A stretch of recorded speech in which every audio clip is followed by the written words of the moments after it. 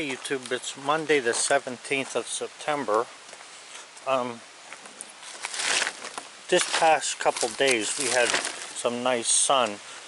So what I did was I had uncovered these stacks of wood here because with all the humidity and everything, I was starting to get some mildew forming, and you know, you really don't want that on the wood.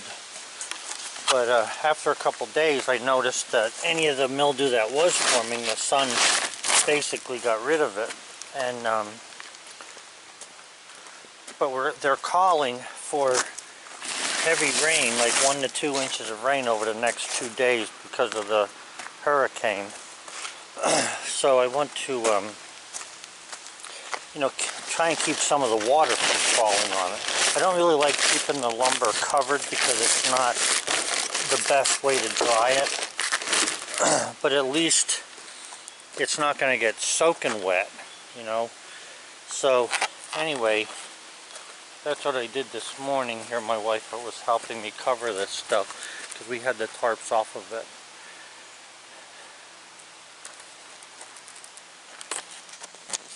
You can see there's a lot more leaves falling off the maple trees and they're turning yellow already, pretty much. I don't know if you can really see the color. It's kind of like a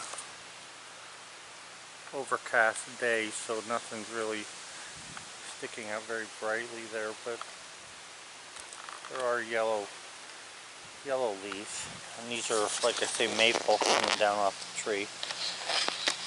But anyway, that's where we are at the moment, and I'm not going to be cutting today because of this rain coming. I need to pick up some stuff. You know, sometimes when you have rain like this, you need to get your things put in order so you're not, so the rain doesn't affect your wind. So I'm going to get rid of this bucket of wood here over at my neighbor's who wants it, and then I'll be cutting up some of this maple probably into firewood as well. Well, I managed to get my grass cut yesterday, so at least that's done. I want to take this firewood over to my neighbor because he wants it, and I don't want it over on my property because I just start getting too cluttered up.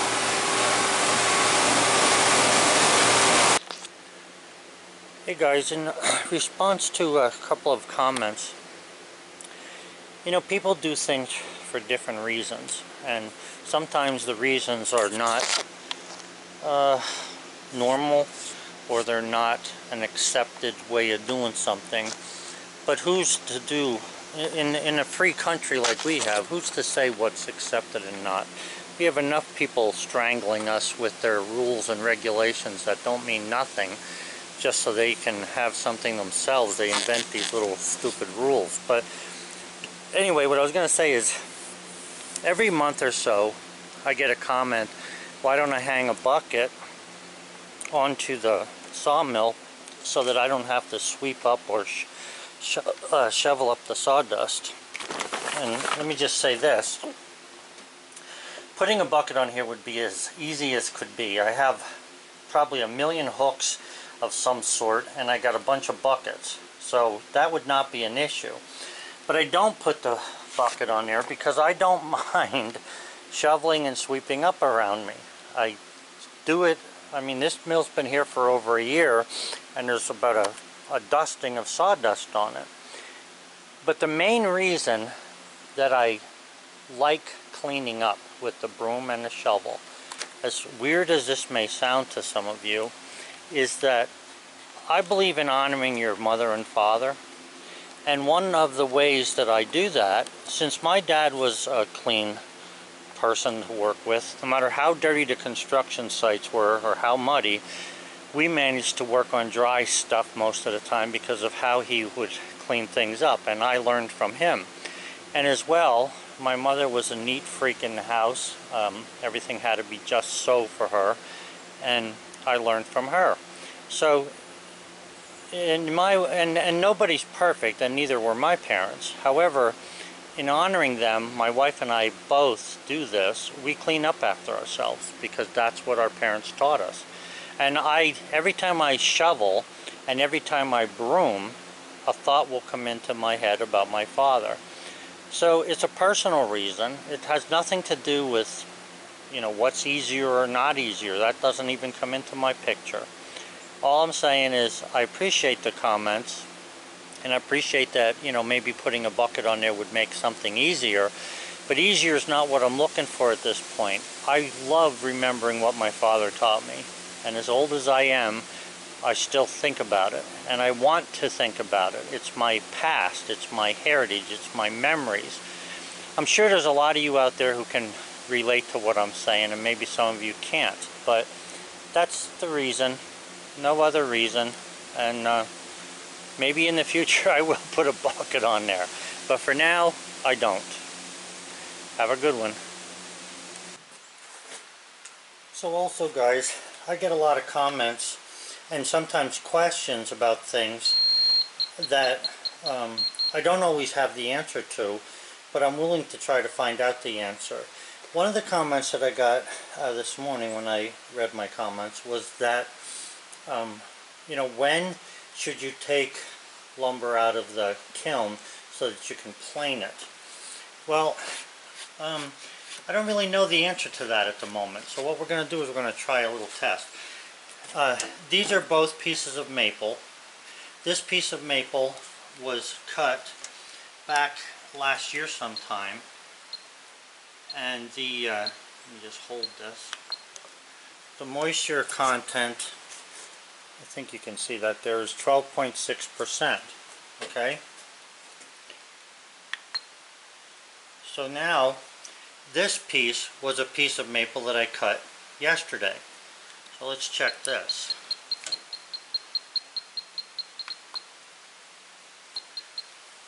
Whoop.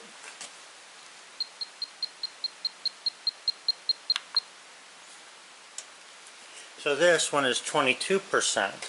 Okay? So what I'm going to do is I'm going to run these through. Now one's thicker than the other, but that doesn't matter. We're looking for the surface that we're going to get from the finished planing. So one's 22 and the other one was 12. So let's see what happens here. So this is the Grizzly planer, the 1037, and it has straight blades in it for regular planing rather than molding. So I adjusted it so that it should do a little bit of planing here. So what we're going to do is we're going to put this piece of maple through there and see what kind of finish we get. And this maple is at 12% right now. Now 12% is sort of high for furniture, but maple, or this maple has been in the greenhouse, my greenhouse, and the humidity in there because of the plants and the water system I have, I believe is why humidity is as high as it is. So, and the moisture content here. So we'll just run this through and see what kind of a finish we get.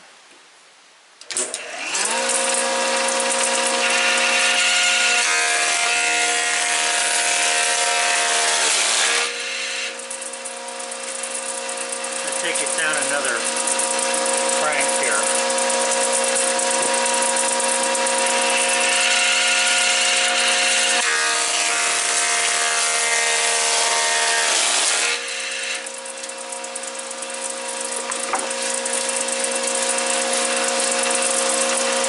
Bit of tear out here because I think I'm taking too much at one time, but the finish is actually pretty nice. It's really smooth here. You can see here where like I say, it had a little tear out. Let me try this side.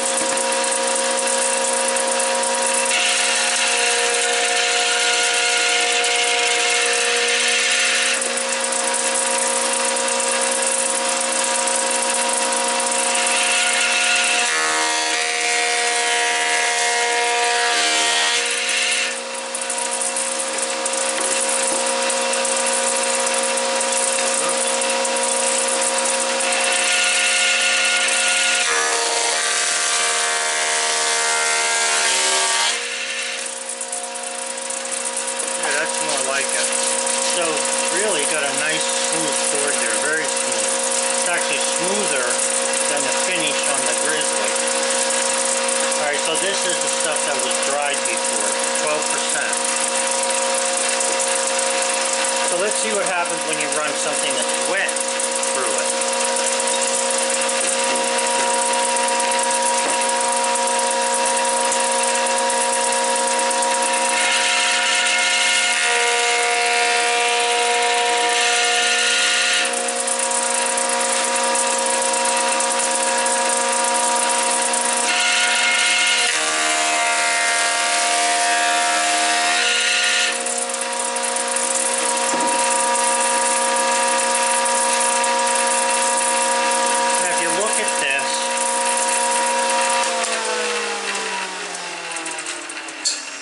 If you look at these two finishes, with this maple I got a nicer looking grain here. This one had some of this leaching or whatever you call it in there, a little bit of moisture, but here's the thing, they actually feel pretty smooth. The only thing is like this one here that was dried, I don't feel a drag on my fingers when I pull my fingers across it. On this one I feel a little bit of a drag because I think the moisture is present in here. The moisture content's higher. Now you may believe that or not, but you know, when you do a lot of things with your hands like I do, especially sharpening, you get a feel for things, and this feels smooth and slick, whereas this feels very smooth, but I'm feeling a little bit of hesitation when I pull my hand over it. I can feel that it wants to grab it. Let me turn this over the other way and try this side.